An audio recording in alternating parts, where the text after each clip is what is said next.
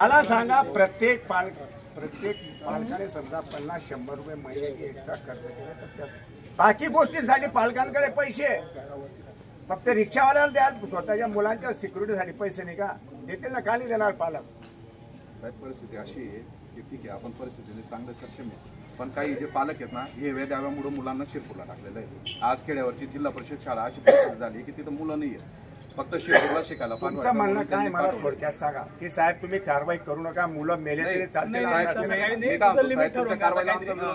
फक्त तुम्ही सांगा ज्या पद्धतीने ते रिक्षामध्ये तेवढे मुलं हे मी आधी पण सांगितलं तुम्ही सांगितलं ही गोष्ट आधी पण सांगितली ही वेळ तुमच्यावरती आलीच नसती जर तुम्ही तेव्हा ऐकलं असतं आणि त्या नियमाप्रमाणे तुम्ही सर्व चालले असते तर मला आज तुमच्यावरती कारवाई करायची वेळ आली नसती तुम्ही इथपर्यंत आले नसते पण तुमच्यामध्ये एकी नाहीये फक्त एक गोष्ट तुमच्या आता मी हेमंत तुम्हाला माझ्या गाडीत बसवेल मी सकाळी दुपारी संध्याकाळी आणि हे कशा पद्धतीने गाड्या भरून चालवतात हे तुम्हाला दाखवेल आणि मग बोलेल यांच्याशी मी साहेब बघा बरोबर सांगता तुम्ही पण मी पहिल्या दिवशी आधी बोलताना तुमच्याशी बोलताना हेच बोलतोय की बा यांच्या पण काही चुका आहेत पण त्या चुकांवर काहीतरी आता चर्चेत काहीतरी मार्ग निघून मार्ग एकच आहे ना की काहीतरी लिमिट तुम्ही ठेवा लिमिट ठरवून घेऊ आणि साहेब एक तुम्हाला सांगणार राहील की हे काही दरोडेखोर आणि काही चोर तुमचे लोक येतात डायरेक्ट घेरतात आणि डायरेक्ट या कोणता प्रकार आहे येत आणि घेरता हे नाही हे घडलंय तुम्ही नाही म्हणणार तुमचं आम्ही ऐकायचं तुमच्या ऐकायचं का आम्ही तरी ऐकायचं घेरता म्हणजे काय गाड्या घेऊन येतात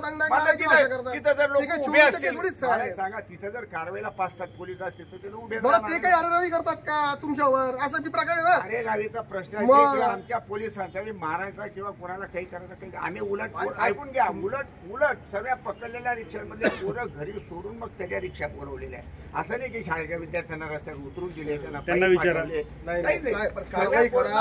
कारवाई करा 1000-2 असं मेमो ठीक आहे साहेब हे काय गरीब लोक आहेत माझं म्हणणं काय मी 1000-2000ची कारवाई करायला सुद्धा मला इंटरेस्ट नाही तुम्ही नियमाप्रमाणे होईल ना व्यवस्थित काहीतरी सुवर्णमध्ये काढा ना नुसतं सुवर्णामध्ये म्हणजे काय मी सांगितलं ना की जिथं 6ची कॅपॅसिटी आहे तिथं तुम्ही कम्फर्टेबल जर 10-12 पोरं बसत असतील तर ठीक आहे पण समजू शकतो मी असं म्हणत नाही की 6 बसवा मी कुठे म्हणतोय आणि मी आज त्यांच्यासोबत एक पॉलिटिकल माणूस म्हणून नाही तर मी एक मुलाचा पालक म्हणून आमच्यासमोर आहे त्यासोबत शिंगाळचे सरपंच आहे शिरीष पाटील ताजपूरचे सरपंच आहे हेमंत पाटील परत मांडवचे सरपंच आहे सुशील माळी योगेश माळी वगैरे आणि रिक्षावेंचे अध्यक्ष नितीन दादा पाटील सर्व राजू दाते आहे अजेंडाचे सरपंच आहे आपल्याकडनं जी काही कारवाई होते ती नियमानुसार आपण करत आहात त्याबद्दल काही दुमत नाही वाद पण नाही पण एक असा विचार समोर होतो सगळ्यांचं म्हणणं असं आहे की वा मी महिन्याला 8-10 हजार रुपये कमवतो बॉस आणि 8-10 हजार कमवतो त्याच्यात आम्हाला 10,000चा मेमो भेटतो बॉस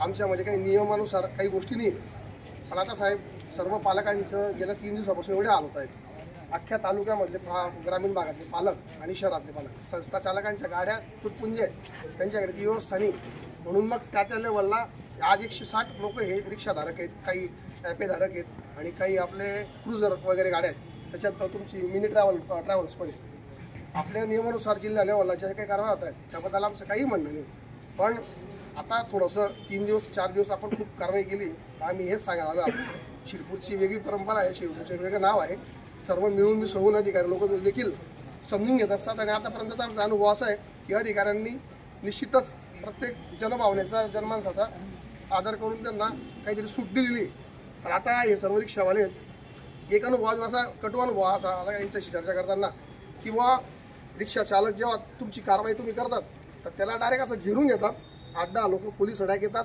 तुमचे काही अधिकारी येतात आणि म्हणजे पालकांचा बघण्याचा दृष्टिकोन जो आहे तो इतका बदलतो की याने काय काय मुलीचं नाव घेतलं याने काय काय बाईचं नाव घेतलं आणि मग तो एखादा दरोडेखोर किंवा एखादा चोर आहे मोठा आणि त्याला डायरेक्ट आपले पोलीस 10-12 पोलीस बिचारे त्याला घेऊन घेतात आणि त्याच्यावर काय काय त्याला मारतील वगैरे असं काही त्याला हे होतात पण त्याचा तो मारायचा पण विषय नाही पण त्याच्यात समाज मनामध्ये एवढा विषय वेगळा होतो आता त्या 2-4 रिक्षावाल्यांना पकडलं गेलं तर त्याला घेरून जे त्यांच्याशी चर्चा केली गेली तर त्याच्यामध्ये पालकांनी त्यांना विचारलं का रे हो तू कोणत्या बाईचं नाव घेतलं का तू कोणाचं हे केलं का आणि आजपर्यंत आता शिरपूरच्या रिक्षा युनियनचा इतिहास जर बघितला तर जवळजवळ कुठंही असं महिलांच्या बाबतीत कुठं काही झालं असेल असा प्रकार घडलेला नाही आणि दुसरी गोष्ट अपघात तर काही सांगून येत नसतो पण अपघात अजूनपर्यंत या रिक्षांचा मधून काही पोरं पडली कुठं काही अपघात झाला कुठं गाडीने ठोकलं किंवा एखादा मध्यधुंद होता एखादा रिक्षावाला किंवा त्यांच्याकडनं स्पीड लिमिटच्या बाहेर रिक्षा चालवली जात होती. असंही नाही. फक्त आता त्यांच्यामध्ये फक्त एकच फरक आहे तुमच्या नियमांमध्ये किंवा लिमिट जी पोरांची बसण्याची लिमिट आहे. तर रिक्षावाले आणि सर्व बिचारे अपेधारकांची एवढीच इच्छा आहे. आज साहेब 160 लोक आहेत, पोट भरत आहेत त्याच्यावर, आणि त्यांच्या पोटावर सर पाय ठेवला जातोय. म्हणून कारवाई करताना नाही, पाय ठेवला जातोय म्हणजे काय, कारवाईच्या मध्ये नाही, चुकीचं नाही, कारवाईच्या माध्यमातून सर पाय ठेवला जातो साहेब. कारण की ते लोक बिचारे, त्यांना त्यांची तेवढी हे नाही ना ऐपत, त्यांना 1000-1500चा दंड ते भरू शकतात. पण मग आमचं असं म्हणणं आहे की मग गावामध्ये शहरामध्ये आता दुसऱ्याकडे बोट दाखवायचा, परत ते येतं मग इतक्या गाड्या चालू, इतक्या हे चालू आहे. मला सांगा, झालं तुमचं? नाही, 2 मिनिटं साहेब. फक्त त्यांना त्यांच्यावर कारवाई करताना त्यांना जे काही गिरून जो काही केला होतं त्याच्याने एक वेगळा मेसेज जातो. हे रिक्षा झाला तुमचा तो विचार नाही, पण त्यावेळेस ती परिस्थिती तशी असते, गर्दी असते, त्यामुळे तुम्ही पण त्यांना थांबवण्याच्या नादात एखादी गाडी स्पीडमध्ये पळून गेली. आता तुम्ही ज्याशी त्या 2 जणांना घेरलं होतं तर तुम्हाला बघून ते 4-5 रिक्षावाले इतके स्पीडमध्ये पळाले की त्यांच्यामध्ये कुठेतरी गाडी रिव्हर्स करण्यामध्ये किंवा कुठं काय अपघात झाला असता. बाकी तुमचा उद्देश आम्हाला त्याच्याबद्दल तुमचा हेतू चुकीचा आहे असं म्हणणं नाही.